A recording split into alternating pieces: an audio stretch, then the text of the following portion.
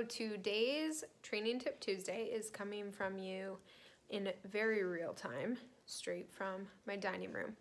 So I wanted to talk to everyone about the best way to integrate dogs into your pack.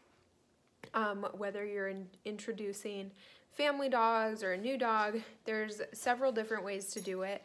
But one of the best ways that I've found is to kennel both dogs, assuming that they're kennel trained, and you feed them where they can see each other. You do everything where they can see each other, and then really know your dog and kind of get a feel for things. So, for example, with Lucy and Aya, they've been kenneled across from each other for 2 days now. They've been being fed, and then I've been just rotating who gets to come out. And every time one of them is out, there's been no issue. So that means there's been no issue with one going up to the crate and kind of checking the other one out. And when they see each other through the glass door, there's been nothing on the side of the fence. They like to run, but there's not been any aggression. So with that, twofold, I also, the first day, had a baby pen around Lucy's kennel so that Aya couldn't get right into her face. Because Aya's here to work on her kennel training, I couldn't put Aya in her kennel right away because she gets pretty anxious and frantic. And so, and Lucy's totally chill in the kennel. She's like, this is cool. I feed her in there, it's no big deal. So, but putting a baby pen around her just allowed them to smell each other, kind of see each other, but not have that direct eye contact that can cause a lot of issues. So if Tyler would have been home with me, then the next way I would like to introduce them is to go on a walk together and just walking next to each other within a reasonable amount of distance. And then usually I let one sniff the back of the other, kind of get behind them, and then you keep one dog moving forward while the other is able to kind of check them out, and you let them do that to each other like would be in a normal situation if dogs greeted each other appropriately. And while Tyler wasn't here, my arms aren't long enough, and it almost creates too much tension on the leash with me trying to hold them apart so that nothing happens, but keep moving forward. So that's not really an option. So I just gave it extra time, made sure they were both exercised, got everything ready. So the best way to break up a potential dog fight is water, at least in my opinion and what I've experienced. So I had a bucket of water handy if I needed it. I've been using the rake that I use for the horses, literally to just put it in between dogs or to tap them on the back end with it to snap them out of it to keep my own hands safe.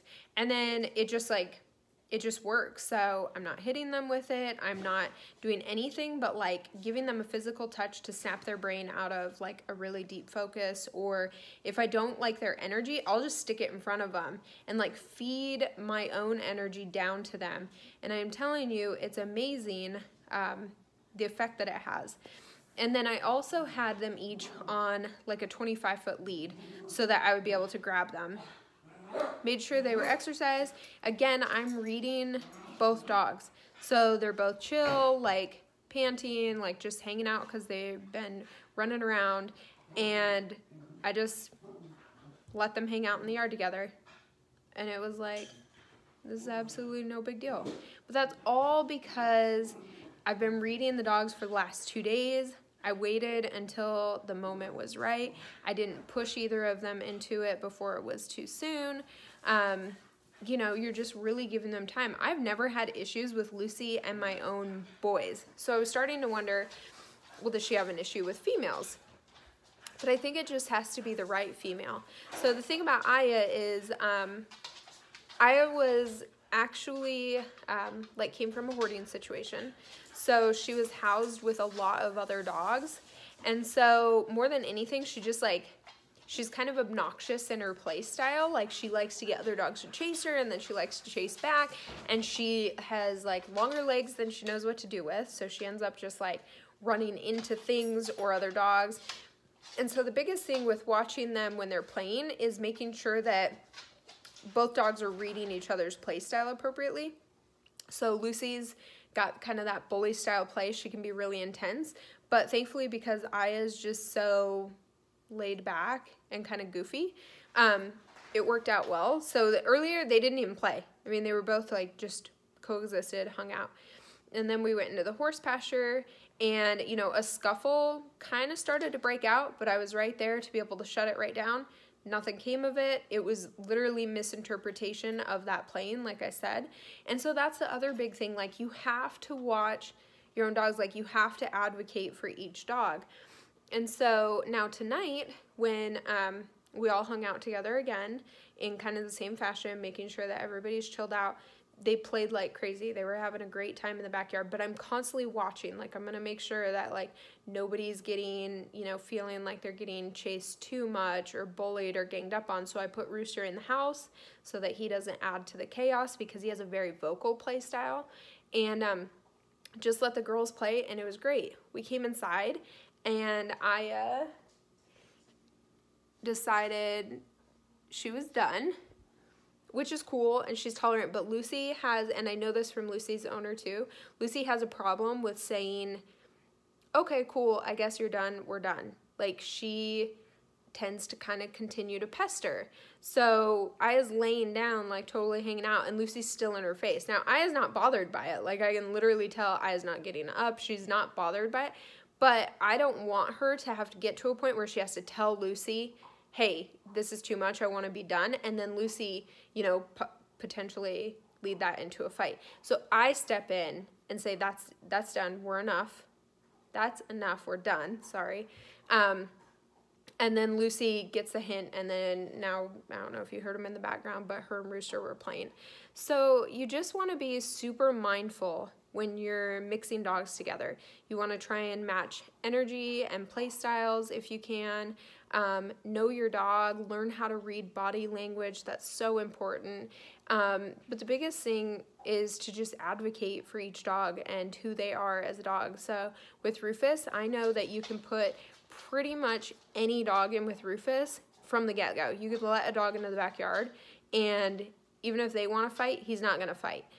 And so with Rooster, you have to be careful, because Rooster has little man syndrome, and he tries to be really tough at first.